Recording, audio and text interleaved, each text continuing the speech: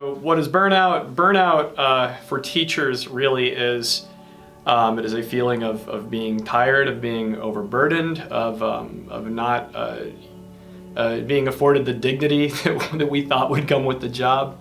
And why this year in particular, I feel like is sort of self-evident. It's what we've all been going through. It's the last 2 years of unpredictability, of unprocessed trauma, and of a lot of things that should have changed, a lot of lessons that we should have learned from a global pandemic that we sort of didn't. I just think that we have been working at this for years. We have tried to get a seat at the table. We have gone to the legislature.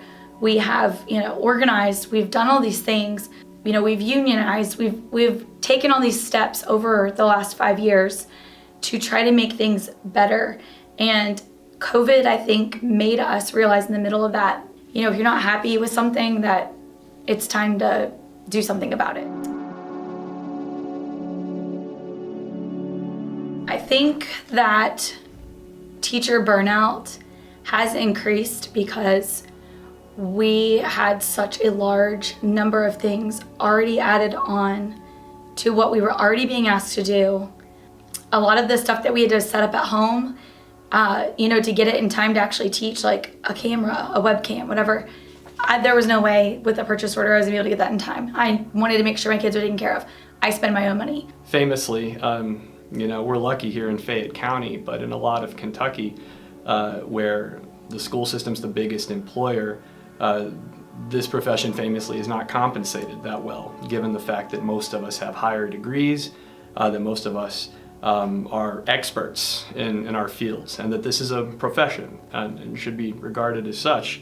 There just aren't a lot of resources. And I don't just mean teachers, I mean mental health resources and mental health professionals, social workers, guidance staff, people to help the students who are dealing with, in some cases, what we're dealing with at a much higher degree. I have a lot of ninth graders, and I make sure that anything they need is taken care of while they're here. They know once they're with me, like, you're mine. And I joke, I'm like, you're in my little nest. And, I've got kids that come to me senior year and they want me to look at their college essays. And you take that, you compound it over 4 years, that's, 800 students that I have impacted. There's a lot of things that need to change about the structure of school. We need to look at class sizes. I know that that's a big concern coming from a lot of my colleagues all across the state and all across the country. The class size does matter as they move along. It allows me to give them more time to help them with things that relate to post-secondary ed. It gives me time to give them proper feedback while grading papers and essays. It gives me time to spend on them more individually so that I can give them what they need, because, when you've got 180, 200 kids, you can't give them that. And then you add on top of it the hall duties. Now, checking the bathrooms, collecting, people that are skipping during your planning period to make sure you get them where they're supposed to be. If we actually worked our hours in our contract and we didn't stay late and we didn't do all the things that we do, just stuff wouldn't get done and the kids wouldn't get what they need. And it creates a toxic culture and climate that, people aren't excited to come and do their job. This trickles down to the students as well. I can tell them, this isn't so hard, you're doing great. But if I don't also come in and say, oh, I see what's wrong here, I can help with this and actually intervene, then I haven't really done much. And so that's something that I hear a lot from my colleagues, that, we want the verbal, attaboy, attagirl, attaperson stuff is great, but we need more than that. And you do that by listening to people that are in the trenches every day. And I think that something like collective bargaining could actually create a space to do that and allow us to say, here's what we really need, and they can listen, and then they can tell us realistically what they can really do about those things.